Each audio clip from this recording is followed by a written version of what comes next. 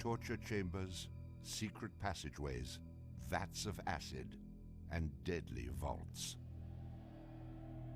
In 1895, Chicago police unearthed horrific evidence of torture and multiple murders at the sprawling castle of H.H. Holmes. Masquerading under the guise of caring doctor, kind husband, and prominent businessman, H.H. Holmes was a contemporary monster, designing his buildings solely for the disposal of human bodies. Torture doctor, monster of 63rd Street, H.H. Holmes was America's first serial killer.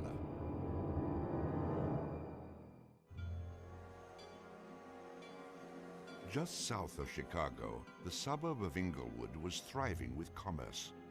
The train station itself had 9 leading lines of railway and over 100 trains stopping there every day. No other suburb of Chicago had this luxury. Dr. Henry Howard Holmes, a pleasure to meet you. Arriving in Chicago, Holmes finds work immediately at the E.S. Holton drugstore, located at the southeast corner of 63rd and Wallace in Englewood.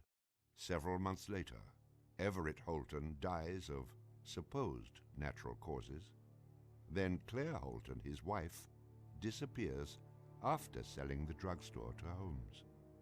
Owning the drugstore, Holmes had a steady flow of cash. He would often purchase and resell goods and properties under his numerous aliases. In addition to scamming creditors, Holmes obtained his funds from other phony inventions, such as a mineral water elixir, which in reality was obtained from the city's water supply. 1888, Holmes secures a lease on the vacant property across the street from the drugstore, the southwest corner of 63rd and Wallace. It is here that Holmes will make his horrific dreams come true. He will construct a building for which the entire world will remember him.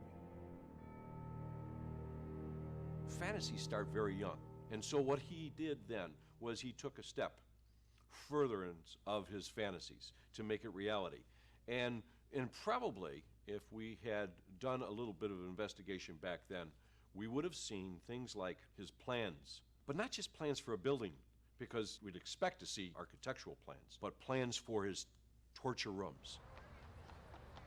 For the suburb of Englewood, the building Holmes is erecting at 63rd and Wallace is a massive construction project. Day after day, passers-by stop to gaze at the spectacle of the many laborers working together to create a magnificent new edifice in their neighborhood. Englewood residents were so impressed with the massive building that they named it the Castle. From its outward appearance, it seemed rather normal. But like the duality of Holmes, the exterior and interior of the building were extremely different. Holmes himself was the architect of the building. He was the only one who knew its design. There was this constant turnover of workers on the building. He would hire a mason to put in a wall and then fire the guy, or hire somebody to put in part of a staircase and then fire him. And there seemed to be several very sinister reasons behind that. One was he managed not to pay a lot of these people because he was always claiming that they were doing incompetent work. But the other, much more insidious reason was that no one except him really had a clear idea of what the structure of the interior of the house was. He had a huge bank vault installed in one of the rooms. And the way he did it was he put the vault in first while the building was under construction, and then built the room around it. And he bought this thing on credit and then refused to pay for it. The bank company said they were going to repossess the vault.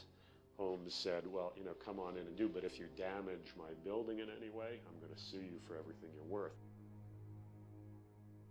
The bottom floor of the castle housed a pharmacy, jewelry store, barber shop, restaurant, and a blacksmith shop.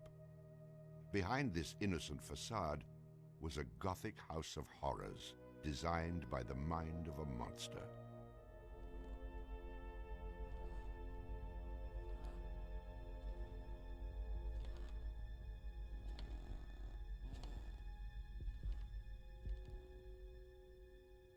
The third floor seemed innocent enough, containing rented rooms, legitimate offices, and Holmes's own bedroom.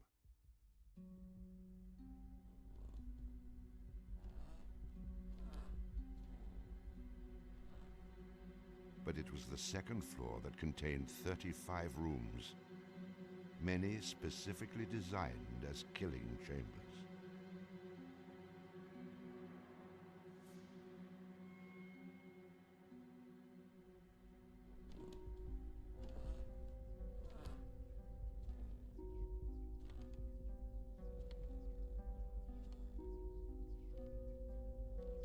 Disorienting unsuspecting victims, the labyrinthian construction contained numerous staircases and doorways that led nowhere.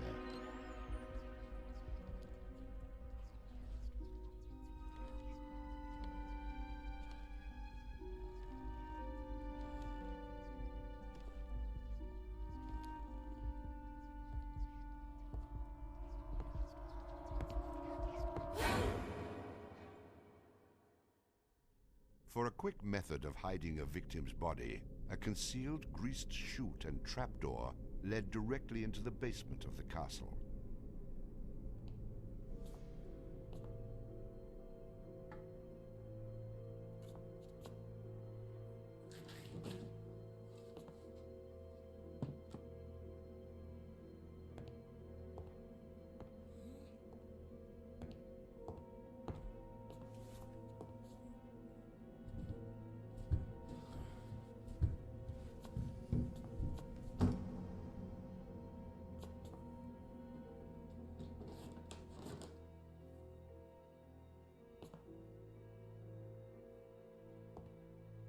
The basement held the most terrifying rooms, resembling a medieval torture dungeon. Acid vats, quicklime pits, and a crematorium disguised as a glass-bending furnace were Holmes's favorite methods of immediate body disposal.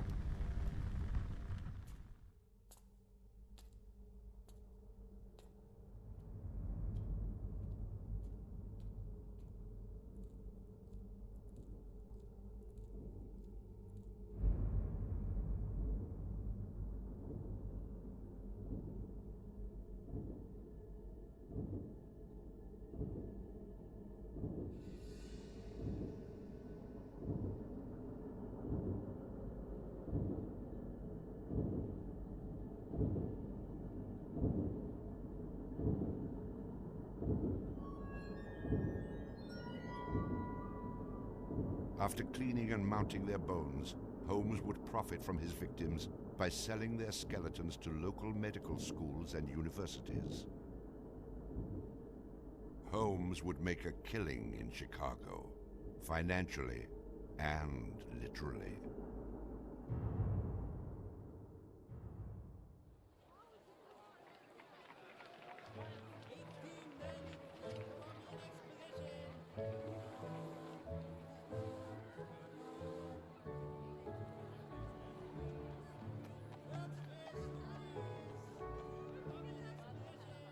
May 1st, 1893, the World's Columbian Exposition is open to the public in Chicago. Spanning 600 acres, sprawled out along beautiful Lake Michigan, the magnificent fair is a monumental sight to behold. Over 20 million people from around the world would attend the dazzling World's Fair between May 1st and October 30th, 1893.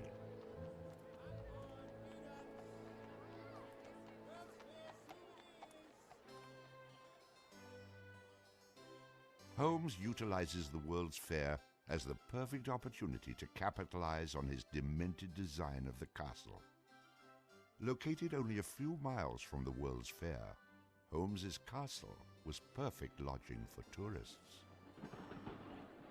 Holmes decides to rent rooms to visitors of the fair. He entirely renovates the upper floors of the castle, bringing in the most modern furnishings and luxuries, all purchased on credit, which Holmes had no intention of repaying. In addition to placing newspaper ads for rooms to rent, Holmes visited the fair with several of Benjamin Peitzel's children, preying on elderly women who flaunted their wealth, making sure he invited them back to the castle for a warm night's stay in a soft bed. They're not calling their relatives, telling them where they're at. They just know that they're going to Chicago to see the Columbian Exposition. Perfect victims, because they're unknown in the city. Their relatives, wherever they came from, know that they were coming to Chicago, and they never came back. Now, how do you start to find them? They don't even know where they stayed.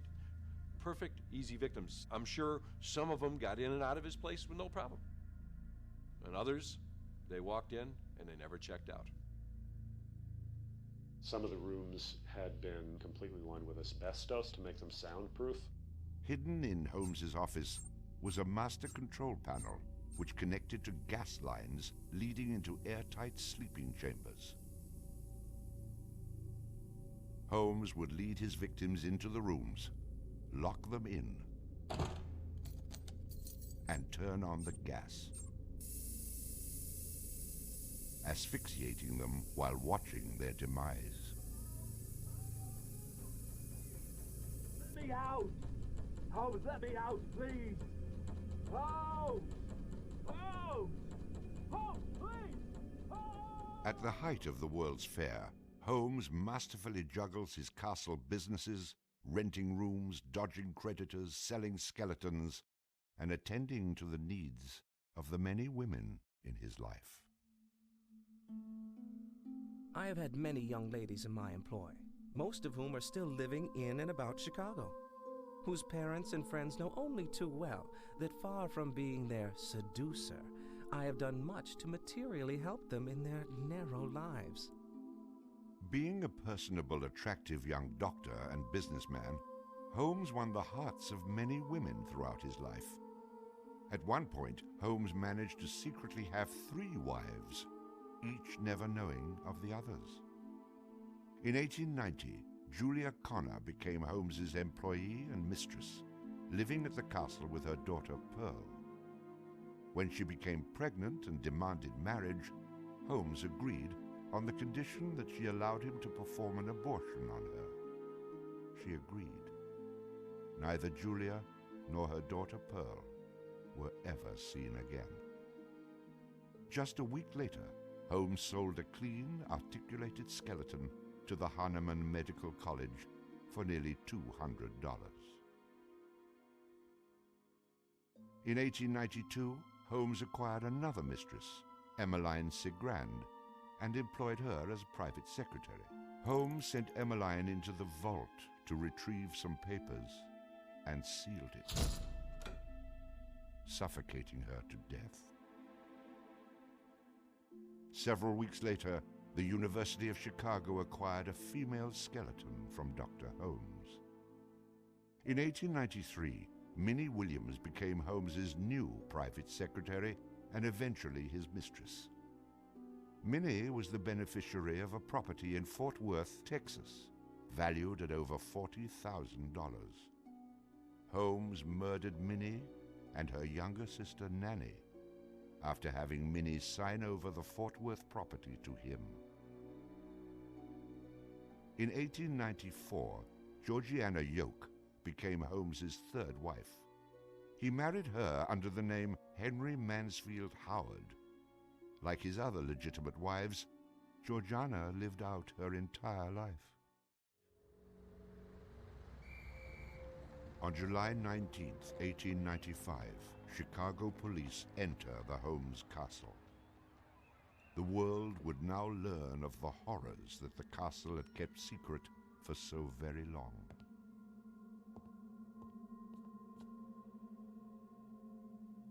As disoriented detectives and police searched the upper floors of the castle, the true depths of Holmes's evil were waiting in the basement.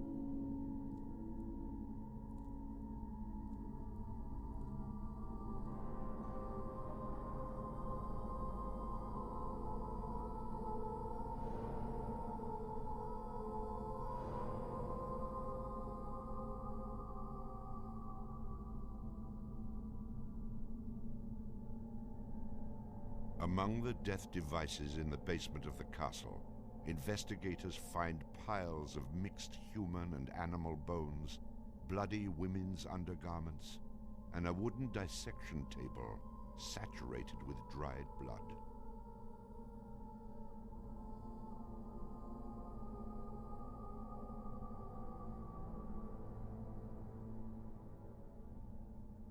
Chicago police were inundated with names of people reported missing from the World's Fair. 50 missing people were eventually traced to the Castle of Horrors. The evidence, blood and bones found in the basement posed a problem for 19th century criminal investigative techniques. It was very difficult to go and identify even the bones as being human in origin, because with the very small fragments you didn't have enough of the identifying characteristics to be able to make that ID.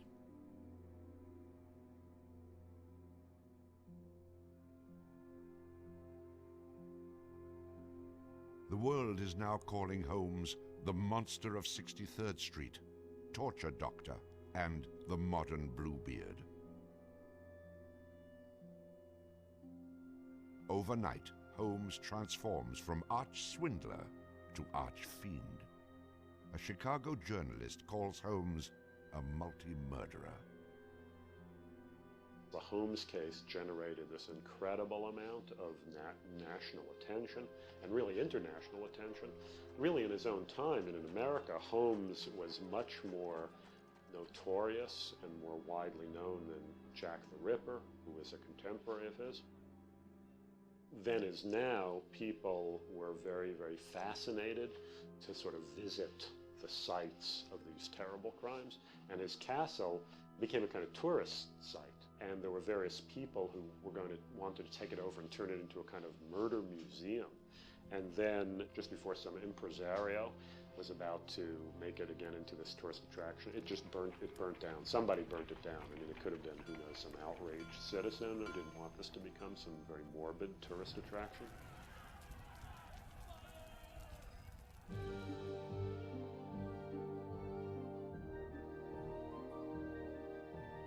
Holmes's trial was kind of the O.J. Simpson trial of the day. It just generated this huge amount of publicity. The case had become a kind of national obsession. Of course, there wasn't CNN or Court TV back then, so it couldn't be covered quite as relentlessly, but it was covered very, very extensively. There were true crime books and pamphlets and all kinds of stuff.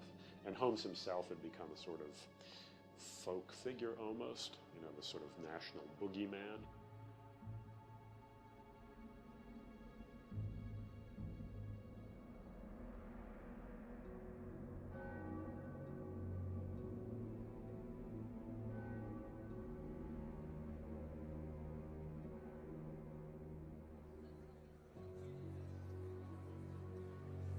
The courtroom fills for the final verdict to be read.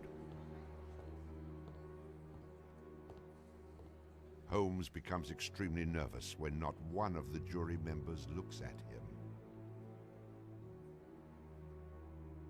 In his entire criminal career, this is the moment Holmes never believed would occur. He is found guilty of murder in the first degree. Herman Webster Mudgett, alias H.H. Holmes, would be hanged on May 7th, 1896.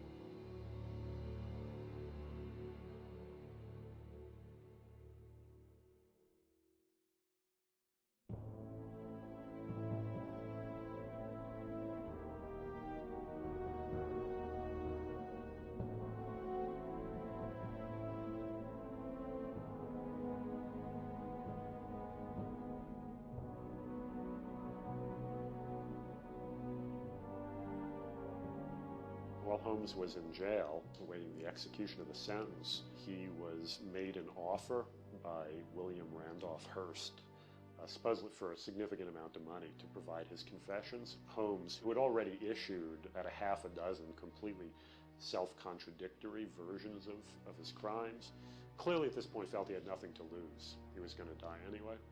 In this confession, he did a complete about-face, and portrayed himself as the worst monster who ever lived. He just basically confessed to every crime anybody had ever suspected him of and threw in a few more for good measure. He's reliving the fantasies after the fact now.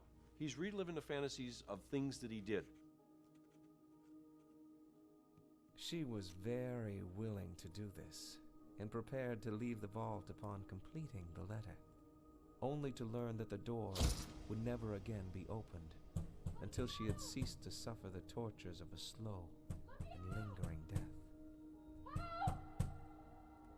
The partial excavation in the walls of this room found by the police was caused by Latimer's endeavoring to escape by tearing away the solid brick and mortar with his unaided fingers. I closed the door and turned on both the oil and steam to their full extent. In a short time, not even the bones of my victim remained. It was the footprint of Nanny Williams that was found upon the painted surface of the vault door, made during her violent struggles before death. Only one difficulty presented itself. It was necessary for me to kill him in such a manner that no struggle or movement of his body should occur. I overcame this difficulty by first binding him hand and foot, and having done this, I proceeded to burn him alive by saturating his clothing and his face with benzene and igniting it with a match. As soon as he had ceased to breathe, I cut his body into pieces, and by the combined use of gas and corn cobs, proceeded to burn it with as little feeling as though it had been some inanimate object. I immediately took them to the Vincent Street house and compelled them to get within the large trunk, through the cover of which I had made a small opening and ended their lives by connecting the gas with the trunk. Then came the opening of the trunk and the viewing of their little blackened and distorted faces. Then the digging of their shallow graves in the basement of the house. The ruthless stripping off of their clothing and the burial without a particle of covering save the cold earth.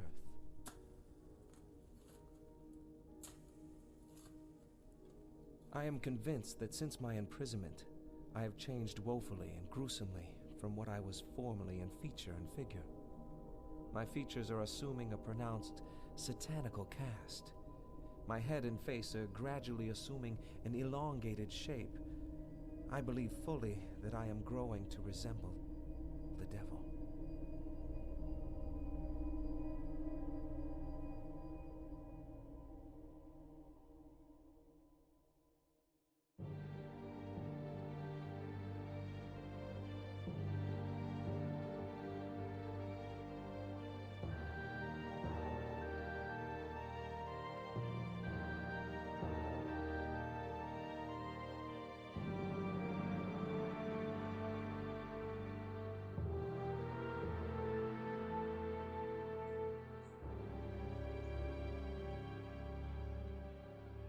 On the gallows, just before he died, he recanted. He claimed that the confession that he had published was a complete fabrication. The extent of my wrongdoing in the taking of human life consists in contriving the killing of 2 women that have died at my hands as a result of criminal operations. That is all I have to say.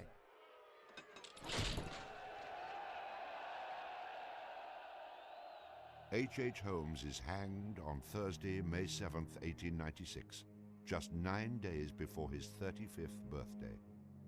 At 10:25 a.m., he is pronounced dead. He was very concerned that after his execution, his body would be dug up either by medical men seeking to dissect his brain and find out what made him tick, or just ghoulish sort of, souvenir hunters. And he requested that he be buried within a big slab of concrete, which he actually was.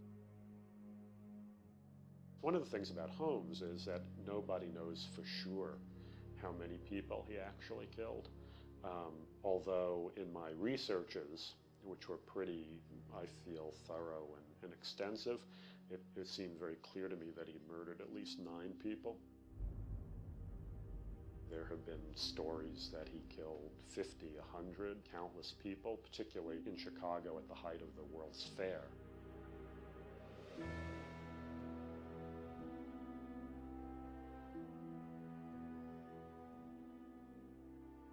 How many people did Holmes actually murder? Most likely, no one will ever know. Holmes and the many other people that came in contact with him are long gone, having taken the answers with them to their graves. I was born with the devil in me. I could not help the fact that I was a murderer no more than the poet can help the inspiration to sing. I was born with the evil one standing as my sponsor beside the bed where I was ushered into the world. And he has been with me since.